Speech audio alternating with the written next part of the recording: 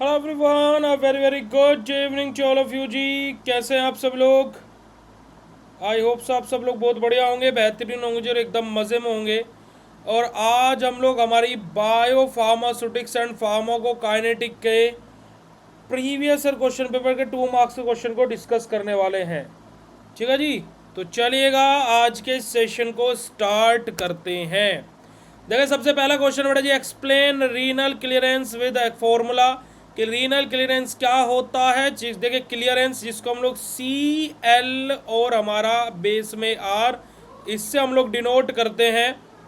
तो देखिएगा कि renal clearance is the volume of plasma completely cleared of drug bye the kidney per unit time. क्या बेटा जी, हमारा रीनल क्लियरेंस हमारा क्या होता है, हमारा प्लाज्मा का वो वॉल्यूम जो कंप्लीटली क्लियर हो जाए, यानी कि क्या पर यूनिट टाइम में, है ना, पर यूनिट टाइम में कितना वॉल्यूम ऑफ प्लाज्मा कंसंट्रेशन हमारा क्लीन हो रहा है by the help of kidney.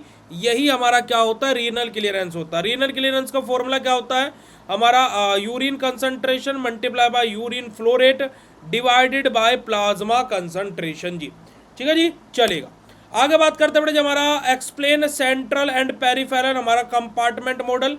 कि सेंट्रल और पेरिफेरल कंपार्टमेंट मॉडल क्या होता है। देखिए सेंट्रल कंपार्टमेंट के बारे में अगर जो बात करूं तो यहाँ पर हमारा ब्लड और हाईली जो भी हमारी परफ्यूज्ड ऑर्गन रहेंगे, जैसे कि हमारा लीवर, किडनी, हार्ट, ये सब के सब हमारे जाएंगे सेंट्रल कंपार्टमेंट मॉडल में।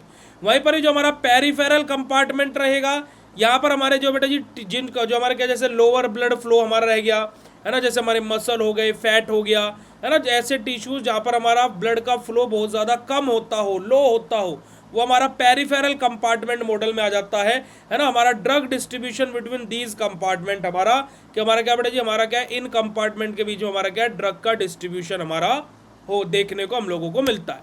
बात करते हैं बेटा जी next question, what is the significance of हमारा एपरेंट वॉल्यूम ऑफ डिस्ट्रीब्यूशन। कि एपरेंट वॉल्यूम ऑफ डिस्ट्रीब्यूशन के सिग्निफिकेंस हमारे क्या होते हैं। तो देखिएगा इट इंडिकेट द हमारा extent of drug distribution in the body and help in calculating the loading dose. अब देखो लोडिंग डोज बेटा जी और हमारी मेंटेनेंस डोज, इसके बारे में यानी कि LD50 और ED50 के बारे में हम लोग ऑलरेडी पहले भी पढ़ चुके हैं, है ना जी। हम लोग ऑलरेडी भी पहले भी हम लोग इसके बारे में पढ़ चुके हैं कि हमारा क्या बेटा जी, हमारा कि जो ड्रग का डिस्ट्रीब्यूशन है वो कितने एक्सटेंट से हो रहा है बॉडी के अंदर, उसको इंडिकेट करना, साथ ही साथ हमारा लोडिंग डोज को कैलकुलेट करना, हमारा एपरेंट वॉल्यूम ऑफ डिस्ट्रीब्यूशन। हमारा मेन सिग्निफिकेंस क्या होता है बेटा जी, जो हमारा ड्रग का डिस्ट्रीब्यूशन हमारा बॉडी के अंदर वो कितने एक्सटेंट से हो रहा है उसको इंडिकेट करना, उसको बताना। साथ ही साथ मेरे गुड्डू गुड़ियाओ, है ना, उसी के साथ साथ बेटा जी, उसी के साथ साथ, है ना, आप लोगों का बेटा जी क्या है कि जो लोडिंग डोज है उसको कैलकुलेट करना, यही हमारा क्या होता है बेटा जी, हमारा एपरेंट वॉल्यूम ऑफ डिस्ट्रीब्यूशन होता है। चलेगा जी, आगे बात करते हैं define absolute and relative bioavailability. कि एब्सोल्यूट और रिलेटिव बायो अवेलेबिलिटी क्या होती है। देखिए अगर जो हम लोग एब्सोल्यूट बायो अवेलेबिलिटी की बात करते हैं तो हमारा ड्रग, है ना, हमारा जो ड्रग है ना, जो हमारी बेटा जी ड्रग है, अब आफ्टर एब्जॉर्प्शन कहाँ पर जाते हैं बेटा जी, हमारी ब्लड स्ट्रीम में जाती है। कोई भी ड्रग हो जब वो एब्जॉर्ब हो जाते हैं कहाँ पर जाती है, ब्लड स्ट्रीम में जाती है। अब साइट ऑफ एडमिनिस्ट्रेशन से ब्लड स्ट्रीम में ड्रग को पहुंचने को हम लोग क्या बोलते हैं, एब्जॉर्प्शन बोलते हैं। और जितनी परसेंट ड्रग हमारी ब्लड में पहुंची है ना, जितने परसेंटेज ऑफ ड्रग हमारी बॉडी के अंदर पहुंची है, ब्लड के अंदर पहुंची है, माफ कीजिएगा, उसी को हम लोग क्या बोलते हैं, बायो अवेलेबिलिटी बोलते हैं। तो सभी को पता होगा। तो हमारा क्या बेटा, हमारा fraction of drug reaching systemic circulation compare to IV administration, यानी कि क्या हमारा कि कितने परसेंट ऑफ ड्रग हमारे क्या बेटा जी, हमारा सिस्टमिक सर्कुलेशन यानी कि ब्लड में पहुंची है, और हमारा बेटा जी क्या है जो IV एडमिनिस्ट्रेशन यानी कि 100% ऑफ ड्रग, इन दोनों का फ्रैक्शन ही हमारा क्या कहलाता है बेटा जी, हमारा एब्सोल्यूट बायो अवेलेबिलिटी कहलाता है। ठीक है जी, एब्सोल्यूट बायो अवेलेबिलिटी कहलाता है। रिलेटिव बायो अवेलेबिलिटी क्या होता है बेटा जी, हमारा हम लोग क्या है बेटा जी, हमारा कंपैरिजन करते हैं हमारे दो फॉर्मुलेशन का, सेम ड्रग की दो फॉर्मुलेशन का हम लोग कंपैरिजन करते हैं कि फॉर्मुलेशन A या फिर फॉर्मुलेशन B, इन दोनों में से ज़्यादा कौन हमारे ब्लड सर्कुलेशन में पहुंच रहा है, ज़्यादा अच्छी बायोअवेलेबिलिटी किसकी है, तो हमारे क्या होते हैं बेटा जी, हमारी दो ड्रग के बीच में कंपैरिजन करना, ये हमारी होती है रिलेटिव बायो अवेलेबिलिटी। और हमारा आईवी रूट से कंपैरिजन करना, ये हमारी क्या होती है बेटा जी, हमारा एब्सोल्यूट बायो अवेलेबिलिटी होती है।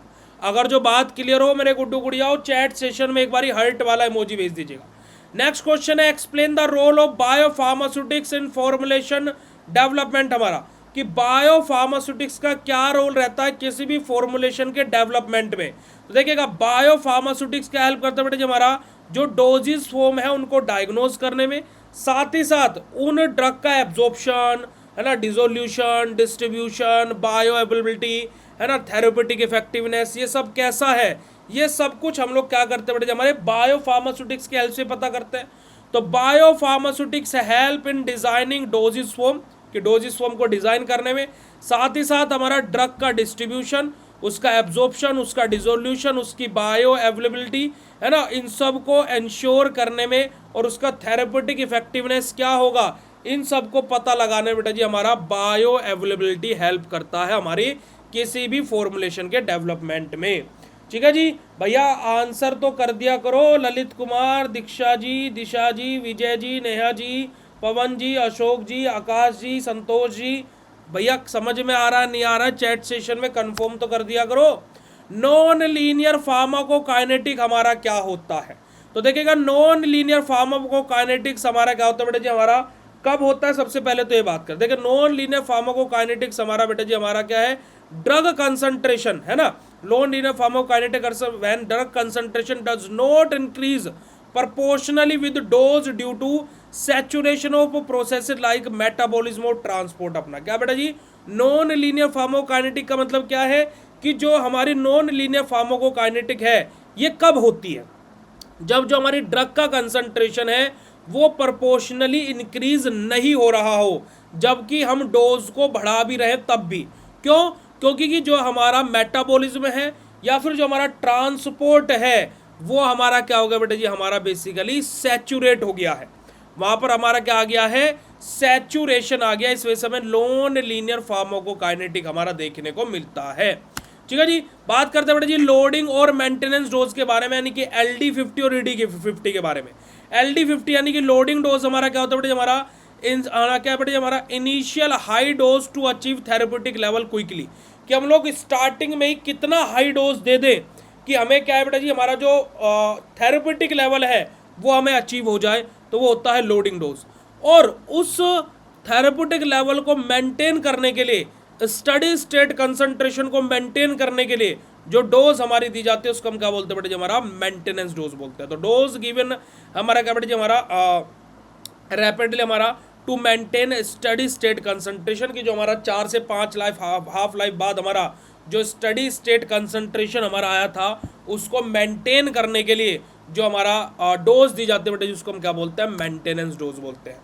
How is renal dose of drug adjust in renal failure, की जो हमारा रीनल डोज है बेटा जी वो क्या है बेटा जी, हमारा किसका बेटा जी, ड्रग का, वो कैसे एडजस्ट किया जाता है जो रीनल फेलियर के केस में। तो देखिएगा, dose is adjusted by reducing the dose और इंक्रीजिंग डोजिंग हमारा इंटरवल बेस्ड ऑन हमारा क्या बेटा जी, हमारा सर्टेन हमारा क्लियरेंस और GRF यानी ग्लोमुलर फिल्ट्रेशन रेट। अपना ये क्या बेटा हमारा ग्लोमुलर फिल्ट्रेशन रेट है हमारा।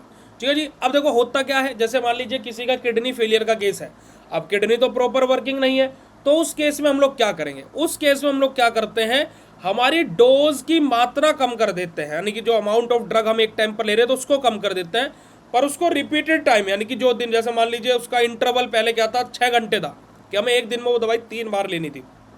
अब कोई रीनल फेलियर है या में रीनल कोई प्रॉब्लम है, तो हम क्या करेंगे, उस दवा का कंसंट्रेशन कम कर देंगे, कि एक बार के हम 650 mg ले रहे थे, अब 350 mg ले रहे हैं, आधी कर दी।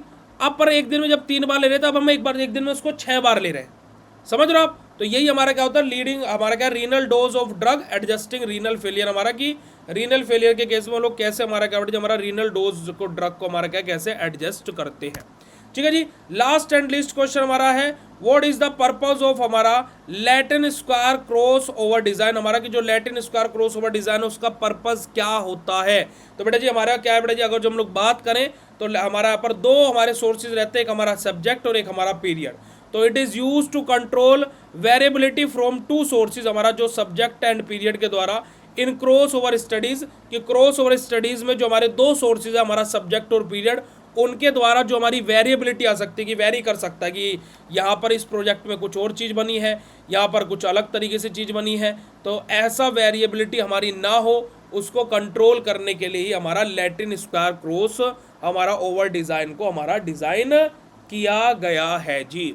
ठीक है जी, चलेगा। लास्ट क्वेश्चन है, explain the role of drug dissolution in absorption of drug, हमारा कि हमारा क्या रोल रहता है हमारा ड्रग डिसोल्यूशन का, किसके अंदर बेटा जी, हमारे एब्जॉर्प्शन ऑफ ड्रग के अंदर। देखिएगा डिसोल्यूशन एक बहुत इंपॉर्टेंट रोल प्ले करता है, बहुत इंपॉर्टेंट हमारा रहता है। तो देखिएगा dissolution is the process by which a drug goes into solution, कि क्या देखो जैसे हमारी कोई भी टैबलेट है ना, वो क्या होते हैं बेटा जी, हमारी सॉल्यूशन में कन्वर्ट होती है। अब आप लोगों ने 4th सेमेस्टर में पढ़ के आए होंगे कि हमारे जो लिक्विड डोसेज फॉर्म है ना, जो हमारे बेटा जी लिक्विड डोसेज फॉर्म है, वो बेसिकली क्या होता है, ज़्यादा अच्छे से एब्जॉर्ब हो जाते हैं और ज़्यादा इजीली एब्जॉर्प्शन हो जाता है as compare to solid dosage form.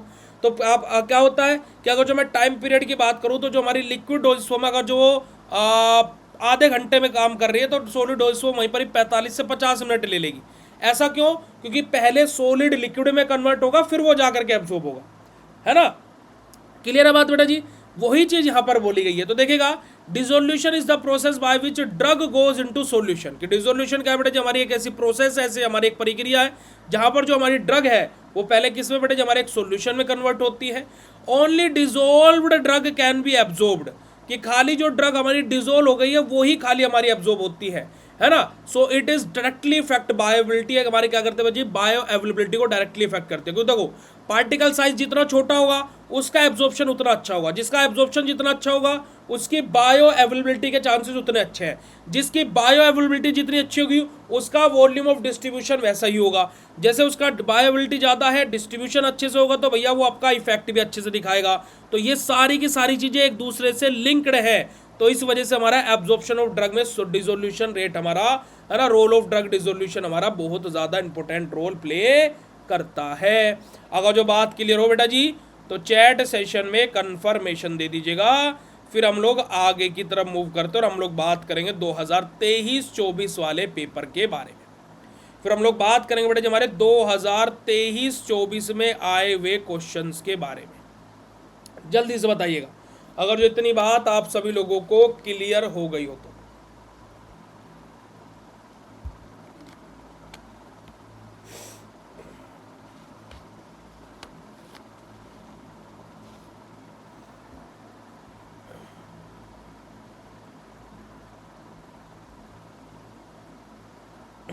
चलेगा।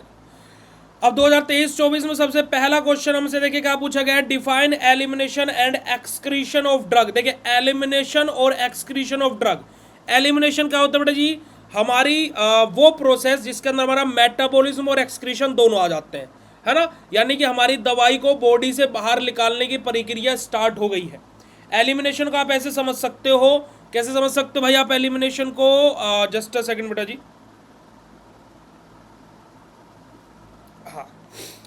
एलिमिनेशन को आप लोग ऐसे समझ सकते हो, जैसे शादी जिस दिन फिक्स हुई उस दिन से शादी तक का समय जो है वो पूरा एलिमिनेशन कहलाता है, ठीक है। तो जिसके अंदर हमारा मेटाबॉलिज्म और एक्सक्रीशन दोनों चीज़ आया। तो देखिएगा एलिमिनेशन क्या है, the process by which a drug is removed from the body, कि वो पूरी प्रोसेस जिसके द्वारा हमारे क्या होता है, जो ड्रग है वो हमारी बॉडी से रिमूव आउट होती हो, कि जैसे कि हमारा मेटाबॉलिज्म और एक्सक्रीशन। और एक्सक्रीशन हमारा क्या होता है बेटा जी, हमारा जो हमारी अनचार्ज, हमारी जो अनचार्ज जो हमारी ड्रग है बेटा जी, है ना, तो जो हमारा रिमूवल ऑफ अनचार्ज ड्रग और its metabolite from the body by various routes, हमारे कि अलग अलग रूट्स के थ्रू जो हमारी अनचार्ज ड्रग है ना, या फिर उनके जो मेटाबोलाइट्स हैं उनको बॉडी से अलग अलग रूट्स के थ्रू रिमूव करना। ज़्यादातर हमारा क्या होता है बेटा जी, हमारा बेसिकली किडनी के थ्रू हमें एक्सक्रीशन देखने को मिलता है, बट अदर रूट्स भी हमारे होते हैं, जैसे कि हमारा स्वेट हो गया, ब्रेस्ट मिल्क हो गया, सलाइवा हो गया, इनके थ्रू भी हमारी ड्रग हमारी क्या है बॉडी से एक्सक्रीट आउट होती है, यानी कि एक्सक्रीशन होता है। चलेगा। क्लासिफाई डिफरेंट फार्माकोकाइनेटिक मॉडल की हमारे जो अलग अलग फार्माकोकाइनेटिक मॉडल्स है हमें उन्हें क्लासिफाई करना है।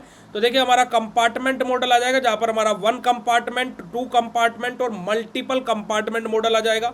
हमारा बेटा जी नॉन कंपार्टमेंटल मॉडल आ जाएगा। और तीसरा हमारा बेटा जी हमारा फिजियोलॉजिकल हमारा यानी कि पी के हमारा है ना जी, हमारा क्या फिजियोलॉजिकल हमारा क्या बेटा जी हमारा बाउल हमारा फार्माकोकाइनेटिक मॉडल हमें यहाँ पर देखने को मिलेगा जी। ठीक है जी, चलेगा। हमारा आईवीसी स्टडी हमारा क्या होता है? देखो आईवी मतलब इन विवो, आईवी मतलब इन विट्रो। ठीक है, इन विट्रो इन विवो भी हम बोल सकते हैं, फिर इन विवो इन विट्रो भी हम लोग बोल सकते हैं। तो इन विट्रो इन विवो हमारा कोलरेशन के बारे में बात हो रही है। तो आईवीसी यानी कि इन विवो इन विट्रो हमारा correlation is a relationship between drug dissolution in vitro हमारा एंड ड्रग एब्जॉर्प्शन और बायोबिलिटी यानी कि इन विवो। देखो आईवी है ना, स्टार्टिंग वाला आईवी जो है ये हमारा क्या बेटा जी इन विट्रो है, इन विट्रो है। और ये दूसरा वाला हमारा क्या बेटा जी इन विवो है, इन विवो है। तो क्या बात बोलेंगे बेटा जी, हमारा basically in vivo in vitro हमारा जो कोलरेशन है ये हमारा क्या होता है, दो चीज़ों के बीच का रिलेशनशिप है। किस किस का? कि जो हमारे ड्रग का डिसोल्यूशन है उसका, और साथ ही साथ जो हमारे ड्रग का एब्जॉर्प्शन हो रहा है या जो ड्रग की बायो अवेलेबिलिटी है उसका, है ना। तो इन दोनों का रिलेशनशिप ही हमारा क्या है, इन विवो इन विट्रो हमारा कोलरेशन कहलाता है। अब इन विवो क्या होता है भैया? इन विवो होता है जो हमारी ड्रग का एब्जॉर्प्शन या बायो अवेलेबिलिटी है, और इन विट्रो क्या होता है जो हमारा ड्रग का डिसोल्यूशन है। ठीक है जी, चलेगा। आगे बात करते हैं बेटा define renal clearance of drug, कि जो हमारा ड्रग का रीनल क्लियरेंस होता है जिसको हम लोग CL और बेस में R इससे हम लोग डिनोट करते हैं। तो रीनल क्लियरेंस ऑफ ड्रग हमारा क्या होता है बेटा जी?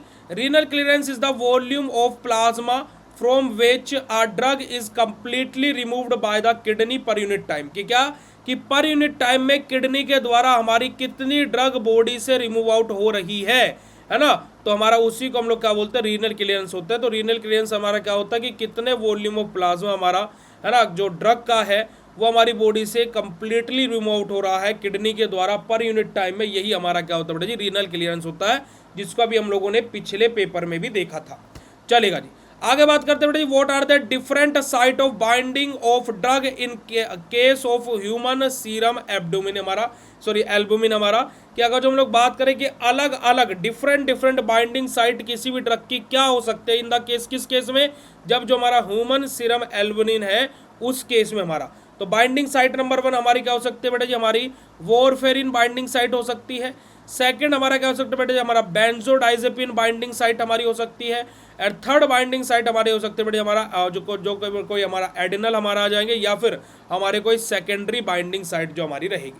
ठीक है जी, next question apparent volume of distribution of drug, कि हमारा apparent volume of distribution of drug हमारा क्या होता है? देखिए वॉल्यूम ऑफ डिस्ट्रीब्यूशन को हम लोग VD से हमारा डिनोट करते हैं, volume of distribution is denoted by VD। तो यहाँ पर देखिएगा कि apparent volume of distribution is the hypothetical volume in which a drug appears to the distributed in the body. क्या बात बोलेंगे बेटा जी?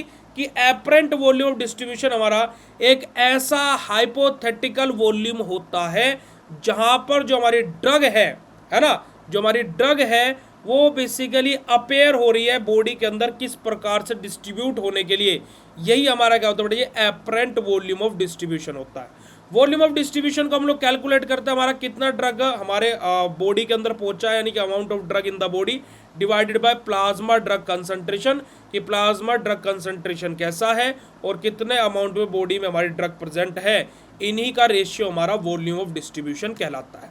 अब हमें देखिए हमें एक मॉडल ड्रॉ करना है 1 compartment open model IV infusion के लिए हमारा।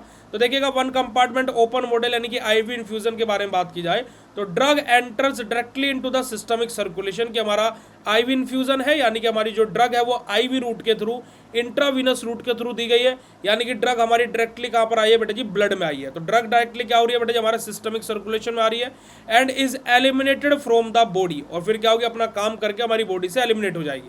तो हम लोग क्या कर रहे हैं बेटा जी? हमारा इन्फ्यूज कर रहे हैं हमारा, ठीक है जी। हमारा बॉडी कंपार्टमेंट हमारा रहेगा और फिर हमारा क्या हुआ? देखो इन्फ्यूज किया यानी कि डायरेक्ट इंजेक्ट किया। अब इन्फ्यूज होने के बाद में ड्रग कहाँ गई? सीधा बॉडी में गई यानी कि कंपार्टमेंट में गई, अपना डिस्ट्रीब्यूट हुई, काम किया और एलिमिनेशन के लिए चली गई, यानी कि मेटाबॉलिज्म और एक्सक्रीशन होकर के बॉडी से वो बाहर निकल जाएगी। ठीक है जी। List out different non per oral route of absorption of drug, कि हमारे नॉन पर ओरल है ना route of absorption of drug हमारे क्या क्या हो सकते हैं। देखिएगा हमारा ओरल रूट के अलावा, मतलब कि है ना एक्सेप्ट ओरल रूट, कि ओरल रूट यहाँ पर नहीं रहेगा, उसके अलावा कौन कौन से रूट हमारे रहेंगे। हमारा सबलिंगुअल रहेगा, बक्कल रहेगा, रेक्टल रहेगा, इंट्रावीनस रहेगा, इंट्रामस्कुलर रहेगा, सबक्यूटेनियस रहेगा, ट्रांसडर्मल रहेगा और हमारा इनहेलेशनल रहेगा। ये अलग अलग हमारे क्या बेटे जी non per oral route of drug absorption है, कि जहाँ से हमारा ड्रग का हमारा एब्जॉर्प्शन हमारा होगा नॉन पर ओरल रूट के अलावा, यानी कि ओरल रूट के अलावा हमारे कौन कौन से रूट ऑफ ड्रग एडमिनिस्ट्रेशन हमारे हो सकते हैं, वो यहाँ पर हम लोगों को बताना था। चलेगा जी। नेक्स्ट क्वेश्चन हमारा मेंटेनेंस और लोडिंग डोज हमारा क्या होता है ना। हमारा maintenance and loading dose in multiple dosing of drug, हमारा मल्टीपल डोजिंग ऑफ ड्रग है तो वहाँ पर मेंटेनेंस और हमारा लोडिंग डोज क्या होता है। देखो मेंटेनेंस डोज यानी कि ED50 और लोडिंग डोज यानी कि LD50। लोडिंग डोज क्या होता है बेटा जी, कितनी रैपिडली हम लोग थेरेप्यूटिक कंसंट्रेशन तक पहुंच सकते हो, तो वही हमारा क्या होता है बेटा जी हमारा LD50 यानी कि लोडिंग डोज होता है। यानी कि क्या बेटा जी हमारा इनिशियल हाई डोज की स्टार्टिंग में हम इतने हाई डोज दे दें कि हमारा जो हमें क्या है बेटा जी रैपिडली थेरेप्यूटिक कंसंट्रेशन हमें अचीव हो जाए। और हमारा स्टडी स्टेट कंसंट्रेशन को मेंटेन करने के लिए कितने रिपीटेड टाइम ऑफ ड्रग हमें देनी पड़ेगी ताकि हम लोग स्टडी स्टेट कंसंट्रेशन को मेंटेन कर सके, ये हमारा क्या होता है बेटा जी हमारा मेंटेनेंस डोज यानी कि ED50 हमारा होता है। ठीक है जी।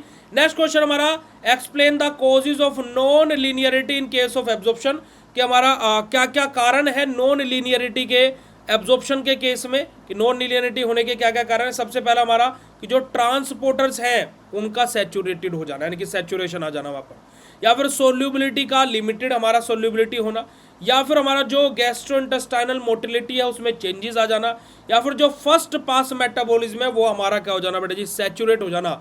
तो इन सब वजह से हमें एब्जॉर्प्शन के केस में नॉन लीनियरिटी हमें कोज होती हुई यानी कि उत्पन्न होती हुई दिखाई देती है जी। तो यही हमारे बायोफार्मास्यूटिक्स के 2022-23 और 23-24 के प्रीवियस ईयर क्वेश्चन पेपर के 2 मार्क्स के सॉल्यूशन थे। अगर जो आप लोगों को बात क्लियर हो तो फटाक से चैट सेशन में कंफर्म कर दीजिएगा जी, पहली बात। दूसरी बात मेरे गुड्डू गुड़ियाओ, कल आप लोगों की क्लास सुबह के टाइम भी होगी, यानी कि एक क्लास आपकी कल सुबह भी कंडक्ट होगी 8:30 बजे से, तो आप उस क्लास को भी ज्वाइन कर लीजिएगा। ठीक है, कल सुबह 8:30 बजे भी आपकी क्लास होगी, तो आप उस क्लास को भी ज्वाइन कर लीजिएगा। और ये PDF अभी आपके कोर्स के अंदर अपलोड हो रहा है जैसे ही लाइव एंड होगी, पर उससे पहले आपको अगर जो आज के दोनों सेट क्लियर हो तो चैट सेशन में कंफर्मेशन दे देंगे, फटाक से चैट सेशन में कंफर्मेशन दे देंगे।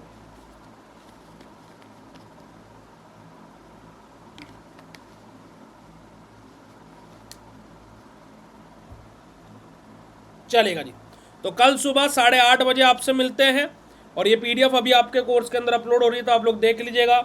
Thank you so much for joining this session. Bye bye everyone, good night all of you, love you all बेटा जी, शुक्रिया, नमस्कार, जय Hind, love you all, thank you so much.